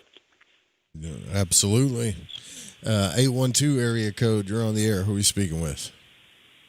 Hey, Joe, Mary, it's Barb in Indiana. Barb in Indiana. What's up, Barb? Hi, Barb. Yeah. Blessings of a new moon, my dear. I like the Leo Capricorn stuff that comes together now. I like that. That'll help put a whole lot of light and sunshine on any of that attempted Saturnian Capricorn penchant for being negative about it, or a little disenchanted or disheartened about it. You know, Leo puts the heart back in the situation. You got a, Yeah, we could use a little of that. you got a specific question or for Mary? Just a card, Mary, if you could, please. Thank you. You got the magician. So I always say this. It's a short and simple answer with the magician. You have been afforded a blessing of the power of the forces of the I Am for the next 24 hours. Don't waste it. Hell yeah. Call that down. Shoo. 24, no pressure. 24 hours. Nah, just call that Starting down. right That's now. like getting a genie right there. That's like getting Yeah, a it is. genie The in a genie's bottle. out of the box. That's it. That's perfect. 24 hours starting from right now. Look at your watch, look at your phone, look at the time. For 24 hours, you put your sincerest self, your highest self, up to be in full control of any of it. Cast into the fire what you no longer want about yourself or a scenario or a situation. Write it down in a pencil, burn it, put water over it, do the elements, breathe on it, burn it. Everything that you don't want, burn it, then baptize it with the water and let it go up in the fire of the incense or the flame or whatever it is, and just say, I break with you. We're done. We're done. I invite the light. I invite the light. You have the magician standing in front of you to alchemize, the blue genie, the fairy godmother, the archangel, the watchers. They're right there going, okay, so we gave you one of the most powerful cards in the deck. What you going to do? Yeah. Do something. That's it. Better do something. Okay. Yeah. All Got to right, do a yes, lot. ma'am. All right. Thank you, Barb. Okay. Thank you. Thank you, guys. Blessings. Bye-bye. Something else, too, I want to say, too, like, self-love is a big, I noticed, a lot of stuff that people going through astrologically, all that, because I just did the, the tarot reading thing, and I got to read for a lot of people. It was really fun, but it also taught me something, like, self-love is important. It really is, but we can get to a place where we're so self-focused that it's almost like once you get out of that balance, right? 50% self, 50, whatever you want to call it. Once you get out of that balance, if you're so focused on yourself, it's like it will make you miserable. Self-focus, to an extent, is a guarantor of pain and miserable stuff. Like, why am I not getting this? Me. Why is this not happening for me? Why is it? And then you're wasting all this energy when you could just love yourself and then go serve other people, Like, absolutely, Joe. That's so. Leo is the treasure chest too. It's one of my favorite quotes for Leo is from the prophet Khalil Gibran when he wrote, "There are still cave dwellers. The caves are our hearts." Leo is about what is your heart's eyes, your heart's intelligence, wanting to have audience with you. Heart, what do you want from me, heart? What is it you wish me to know? I may not understand it, but reveal, and I will trust you. I will follow the dictates and the desires of my heart. That's this time of 2024 right now. Right on. 386 area code, you're on the air. Somebody at a party just called in. Oh, yeah. I'm behind the bar. I'm sorry. Is this Jen? Hi, Mary. Hi, Joe. Hi, everyone. Yes. All right. Do you want a card? I just keep hearing a lot of feedback. I can't hear anything but feedback. I got you. Do you want a card or do you have a specific question? Just pull a card. All right, just pull a card for her. She's got all Okay, kinds yeah, of I just crap heard going on in the background. I heard all kind of noise and confusion. The two fell out. One is the Knight of Swords, and so this is the element of air, heaven to earth, the ethers, the breath, the power of the breath, the essence of spirit, the winds of change. The other one that fell out, which is interesting, is the Six of Wands, so we bring in the Leo fire, and this is the card of victory. This is the card of valor and victory by standing up without being bougie, without being brash, without being bombastic or pushy, by being able to say, I unite for what is right. Then other people then can look at you with admiration and respect, and you're a powerful movement to be able to help everyone in a particular situation because of your ability to stay the course, to believe in the cause, to be someone that says, I will be the team player and I'll be a part of it. Where Leo's shadow is, it's all about me. Aquarius's shadow can be, if you don't see it my way, then you get the highway, because Aquarian's shadow can be, I'm right, you're an idiot kind of a thing. I'm right, you're fake news. So what's happening with this 7 And this 6, when you add them together, it's 13, and 13 is the card of death and the tarot. So the old way, the old style of getting your way isn't going to work anymore. It needs, if you've been loud, if you've been enthusiastic, if you're a dramatic person, you need to go quiet. You need to be softer. You need to come at it and draw people out and let their golden light, let their side of emotions come forward, and tone yours down and allow them to feel a safe space without being rushed or cut off or overridden by your, some people just have a really big personality. And if that's the case, because I couldn't hear, there was just like a bunch of noise. So if there's she's been out of the chaos, right now. Yeah, that's what out of the doing. chaos and well, that makes sense. Out of the chaos and the confusion and the crowd noise, what can happen is that your eyes and the energy that comes out of your eyes and the way that you can smile, the way that you can pause, I feel like that the quiet responses of the person that's the caller is going to be more effective than just catchy words or flirtatious style or things like that. I feel like that they have a lot of, their aura is supercharged right now. They feel electrical to me. They don't feel magnetic. They feel electrical. They're giving out a lot of energy. So they need to be aware of the fact that they have a lot of supercharged electricity coming out of their personal aura, their personal force field. And so they may find that once they're out in the crowd, they have a good night, they're very successful, work is going well, but they better recharge their ass for a couple of days when they get off a week, type of a thing. They need to do a recharge. Big time. Big time. Did you get all that? Oh, yeah, that was beautiful, Mary. I don't know if you can hear me, but thank you so much. Thank you for calling. Joe. Thank you. All My right. pleasure. My pleasure. Pleasure's all mine, guys. Have a great night. Last call. Last call. Big shouts out to everybody in Miami, too, down there. Claude Vigilante says, Mary Dusina spits hot fire. I do. Yeah. I Phone appreciate lines that. are I open. take that as a compliment. Thank you. Compliment accepted. Yeah, you pretty much nailed her. Like, I know a lot of these people that call in, so like you good. You pick up on them pretty good too. Like, Thank you, Joe. yeah. Phone lines are open. If you missed it, keep trying. You'll get in. 501-777-5631. It's frustrating, I know. We used to have that multiple line thing, and I promise you, when we get to a certain level of support, we'll get it back. And at least you can wait on the line and like listen, and you don't get the voicemail. That's frustrating. I know it is. 314 area code. You're on the air. Who are we speaking with? Hi, this is Lindsay from St. Louis. Lindsay from St. Louis. What's up? Not much. I was just kind of hoping for maybe a card for Mary. Sure. Thank you, Lindsay, and blessings of the new moon of the lion. What fell out was the Ace of Wands. I have always been in love with the aces whenever I've learned tarot, taught tarot, see that come up with clients. There are only 4 aces.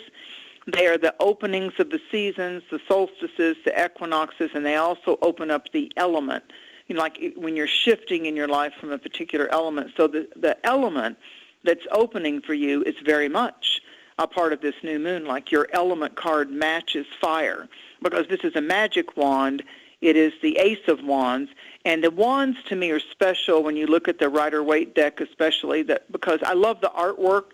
When I first came into tarot when I was 14 years old, I really loved the hand coming forth from a cloud on all the aces, and it was holding that particular element, whether it was the pentacle diamond or the wand or the club or the cup heart, and it's the spades and it's just the wand is, I'm giving you a season that's going to be involving 3 zodiac signs. So when you open up the season of the wands, for me as a traditional teacher, it opens up the season of autumn in the northern hemisphere. So Libra opens up the season of the wands, and so Libra, Scorpio, Sagittarius in 2024, according to this card, is going to be the most dynamic times of change for you, for up-leveling, for being able to arise again as the phoenix, which is a part of Scorpio. Libra seeks the justice and the fair and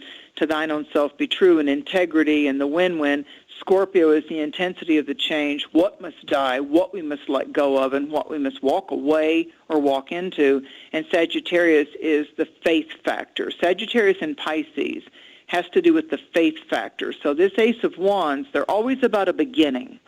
And in the Ace of Wands, the leaves on the cut branch are literally jumping off the card. They have so much electricity and life into them. And the hand that comes forth from a cloud, a cumulus cloud, has the radiations of the white light all around the hand. And when you study the wands, 2 of them are coming to the left, 2 of them are going to the right. And the Ace of Wands is coming from the right, gifting you the wand, but the actual hand, as you look at the card, is facing to the left. So I feel like that the script that you were very much bound to, of if I get my parents' approval, I do this. If I get my job's approval, I have to put on this mask or this persona or be in this costume of personality. And I just feel like that there's something about the communication, writing, speaking, listening, studying, teaching, everything to do with how the importance and the power of words, what's being said to you, what you're saying, I believe in this, I accept this, this is who I am now, and this is how I will move and have my being. That's so strong for you right now, for you to step up and to just allow your own faith to be embraced in the sovereignty of your majesty. It's like really a regal card. The Ace of Wands is very, very royal and regal, and you're getting into those upper chakras from the heart up. I'm jealous of that one. Yeah, I've actually been kind of really looking into the whole wands, and I'm a Leo, so I've been getting a lot of happy birthday, happy birthday. Yeah. Thank you. Thanks for calling, Lindsay. Do it. This is your time, Lindsay. This is your time for you to get that card and for you to be a Leo. And this is the new moon in Leo. Oh yeah, this is your time. You'll get to see, Lindsay, what it is you need to kind of put on the shelf or just kind of not prioritize between the 14th and the 28th of August when Mercury slides back into Leo. It's going to put to bed what needs to be put to bed, and you're going to be able to change the bed sheets and the comforter and the pillows if you need to. Yes, been there, done that, but bye now. Great. Thank you so much. Thanks for calling. Thank you, Lindsay. Happy birthday. Bye, guys. Thank you. Bye. Now's your chance.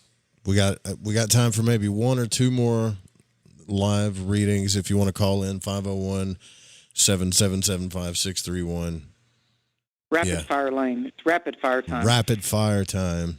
Yep, that's right. Rapid fire. Hot fire answers. Yeah. Quick and to the point. Claude says, I didn't know Leos need to be told to be a Leo. They usually don't. They usually don't need to be told to be a Leo, but Well, I always say this about Leo, Joe. People assume when they first start studying astrology, people assume when someone says they're a Leo, they assume that they came in this lifetime with confidence. Nothing could be further from the truth. Nothing could be further from the truth. They come in knowing that they need to build courage and confidence. That's part of their soul's mission, to be able to know first where they can rely on themselves. It's like 801 area code. Who are we speaking with? How are you? This is Utah here. How are you? Good. Hi, Utah. Hi, Utah. Hi, Blessings to you. love you today, Mary. Wow. Thank you. Oh, Joe, thanks. You're welcome. You're the guy. Okay, Mary, tell me what you need me to know right now, because you know where we're at. You got the Chariot. I like the Chariot card. It's normally under the empowerment of Cancer Moonchild, the sign of Cancer Moonchild. I always see a strong, to me, it's like the very end of Cancer and the beginning of Leo, because the moons are up on the Merkabah, the charioteer's shoulders, and the star canopy, but he's got the 2 sphinxes. He's got the yin and yang sphinxes that are resting in the traditional tarot deck of Rider-Waite, which I adore. So I feel like that a disappointment is over that reaches back into last year. A disappointment is over. It's served its purpose. It's run its course. And the Chariot it's like a heavenly vehicle. It's like the Merkabah is our soul light body, Merkabah.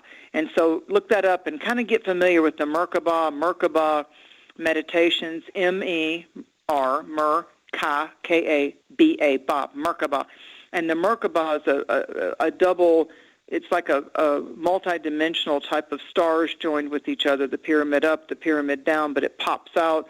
And the Merkaba is the movable chariot, the feast of our soul's light body, being able to have the empowerment to reign outward and not just be contained behind the ego, behind the personality, behind the pineal gland. It has to do with my Merkaba, like people talk about their auras can extend, further out as they advance in their soul studies.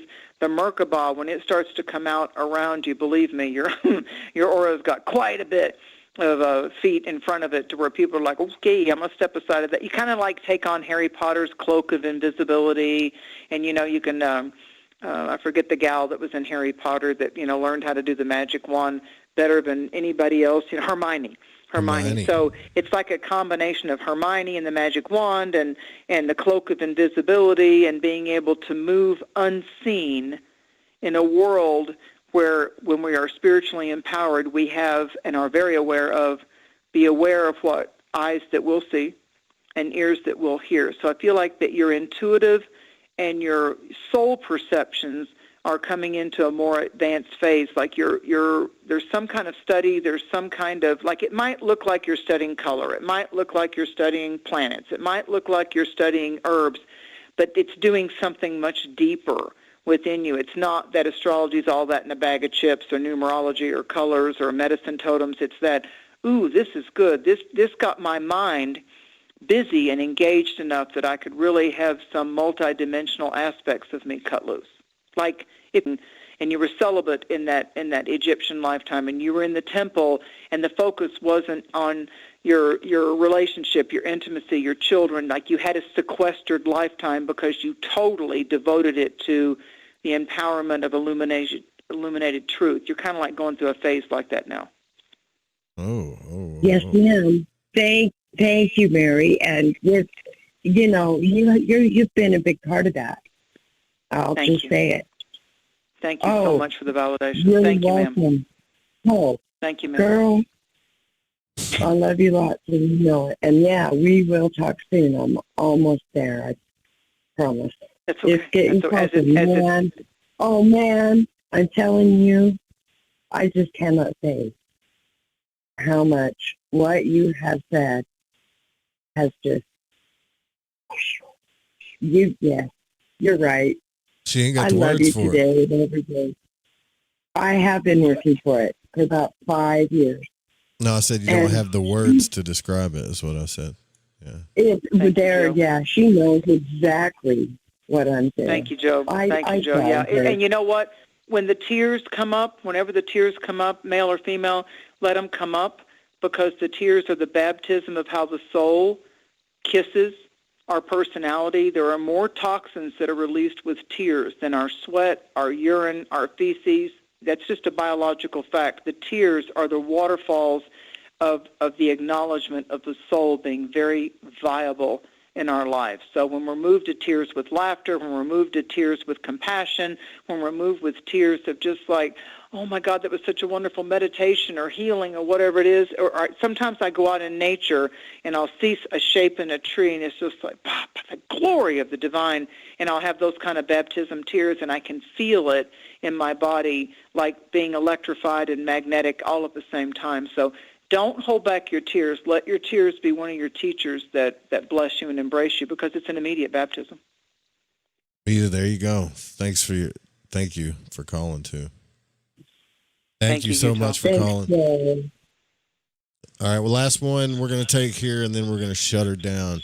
The persistent 825 area code. You're on the air. Who are we speaking with? Oh, they just hung up. Man. I'll give them the card anyway. They probably didn't realize they got through. That's okay. What was their area code? 825. Okay, 825. You got a 7. You got the 7 of Cups, and so this is the realm of possibilities. You're definitely in the Magician, the Alchemist manifest. You're deciding in these 7 visions. It's a card of visioning, vision questing, vision allowing, vision receiving. So the 7 here of the Cups is saying to you, do the meditation, do the dream work, do the open-eyed meditation, like get out in nature and decide, look at your 7 chakras, kind of do a little meditation with the 7 chakras. I love Holy Harmony by Jonathan Goldman. It's one of my chakra meditations. And allow yourself to feel as you're going from the red base chakra up through all of them up to the purple, the main 7. Purple, amethyst, crown chakra at the soft spot of the head. See which color's drawing you. Is it the red, the orange, the yellow, the green, the blue, the indigo, the purple? Which is calling to you as far, what color of the chakras are you drawn to? And that's going to be talking to you about where you're to lean into to what it is. So like, if you get the red, you'll start seeing the fire signs and the reds, orange, and yellows. And we're in a fire sign right now. So the 7 is saying through your meditations, through your dreams, through your playing a meditation, certain podcasts that are alchemical and transformative in nature are all going to help you manifest what you want. Did you get that 825? Yeah, that's the one. Did you know that was for you? Because I know you the call dropped and then you came back, but that one was for you. Oh my goodness! Yeah, I had no idea. It just dropped into that. I was like, oh my god, I'll just listen in on this. If I don't know how much time I have, but I mean, I'm like a AM big time fan. So I love you guys. I love that you're still on the air and fighting the good fight against the forces of evil and all that stuff. Absolutely. But yeah, I'm like a fire sign. I'm a big fire sign. So it's like I'm an Aries, Pisces, Aries. Ooh. So yeah. So work with your red chakra, your vital reproductive life force chakra.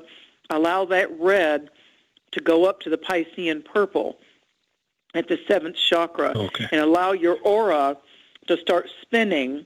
When you want to manifest something, then you spin clockwise. So you'll spin the scarlet red and the amethyst violet, the purples, you'll spin them when you're wanting, and be careful of what you ask for, you may get it. It's like the Sufi dancers when they spin. When you spin counterclockwise, you're releasing. So work with those 2 colors over this next month until Joe and I get together again on the moon day, new moon of Virgo on September 2nd. Let yourself be aware of the scarlet red, the fire engine red color, and the beautiful purples of the amethyst of Pisces. Let that Aries and that Pisces work with you, because that's the 1st sign and the 12th sign. And so allow those energies. Leo's getting along with that Aries part of you. Gemini's getting along with that Aries part of you. And so they're kicking in some real creative stuff for you that can actually get the mind from being so distracted to where the Pisces can come through and say, I got you, here you go, here's your answer. So you can really just, like if the mind gets distracted and the ego gets busy and the conscious self is engaged in a project or work, then the intuitive and the magical and the divine and your actual sacred guardian angel can come forth and go, I'm right here, baby, what you want? What you want? So I'd do that if I were you. Okay. I wrote as quickly as I could that was definitely, I think, something I needed, because I used to always identify so heavily with Aries, and I mean, that's all well and good, but we're more than that. We're multidimensional beings with a whole avatar, right? And all these aspects that make us who we are from the stars. So thank you very much. Like, Pisces is kind of one of those new things. I mean, I've always been a heavy dreamer, so to finally really put my finger on it and take it to the next level and ascend with it is it's daunting, and I look forward to that. Like, the anxiety is, I know I'm alive, and I embrace it. So thank you very much.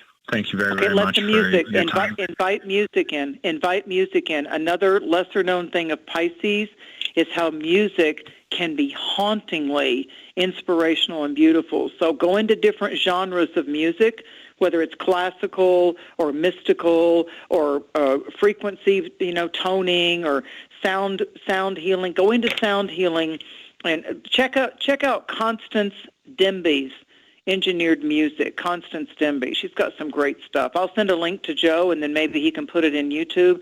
But she's got some real, she's a pioneer. She was a NASA scientist that was in a horrible car accident, and so it changed her whole life. She and her husband built a sound lab way ahead of a lot of people. This happened back in the 80s, and she does some incredible channeled music that would work with your Pisces stuff.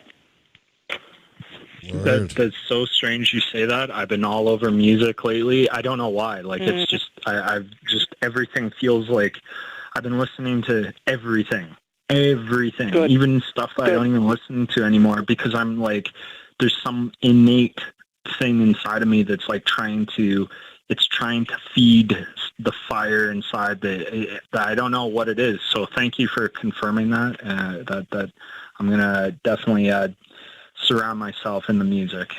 I'm going to send Joe the Constance Demby link right now that he can put on to. It benefits everybody. I mean, like I said, even though it's the 8, it's incredible how it hits you. My favorite is the one I'm sending Joe called Nouveau Magnificent. It's incredible. It's incredible. So work with that and just fall asleep to it. You don't even have to, just let it take you into the dream lodge, and you'll be amazed. All right. There you go, brother. Call us back. Thank you very much. Let us know. Bless you. All right. Bless you so much. Bless you and thank you. Mary, final thoughts for the night before we roll out of here? I feel like our heart fountain is really right now aligned with the eye that within that sees the third eye. I feel like that I just keep hearing it. Heart's eyes, heart's on fire, heart's eyes. Get out of your head, listen to your heart. I just really feel that that's the most important thing, is that. I just feel it. And I do feel with Saturn and Neptune in the Pisces, the Gemini is going to tickle it. And I feel like that time in nature, Virgo, music and prayer, and inviting and summoning, and the Pisces part of it that we forget is we've got to receive the good. We've got to claim it, and we've got to receive it, and that's so important in the middle part of August. So all of you, allow the first 10 days of August and the last 10, 11 days of August to be the blessing way, and understand that work that all of us need to do for the Leo-Virgo part of our chart with that Aquarian full moon is coming at the full moon. And, of course, Joe, as we always mention on Nicole's podcast, the full moon podcast that I do with Nicole Froelich on Enlighten Up, we always bounce back with Joe and the YouTube and the Fringe FM. She brings it up all the time, which is so gracious of her. And so I'll be also recording. I record with her. Joe and I are live. I'll be recording Nicole's, and it'll release the Tuesday before the full moon on the 19th in Aquarius. You guys got to tune into that, too. Nicole does a great show. A fantastic show. Yeah. It's very much a sister show to my brother Joe here. So it's like Joe's my pioneer. Joe and I are the originals, and we're the yin yang of all of it since 2016, 2017. We're right here for you. But I took that one on after our beloved Kev Baker passed into spirit, and so the full moons are there, and then the new moons are always the seeds of light. Are always Joe and I coming to you. I love you, audience. Every message that was said tonight was synchronistically available as a message for all of us, because we're tribe. Every single card, every single message. Work with that, invite the music, and enjoy the royal heart chakra, Leo New Moon. There you go, guys. MaryDusina.com. Get your readings. Do it now while the power is high. MaryDusina. Every time I spell it, I'm like, I got to think about it every time. I'm sitting here looking at it. MaryDusina.com. Go get your readings. We'll see you next new moon here. I'll be back tomorrow night, same time, same channel, but Mary will be back here. Check out Nicole's show. Just like she said, thanks for all the callers, and thanks for everybody that tuned in. We're eternally grateful to all of you. Good night, y'all. Sweet dreams. Love you. Bless you, Joe. Bless you.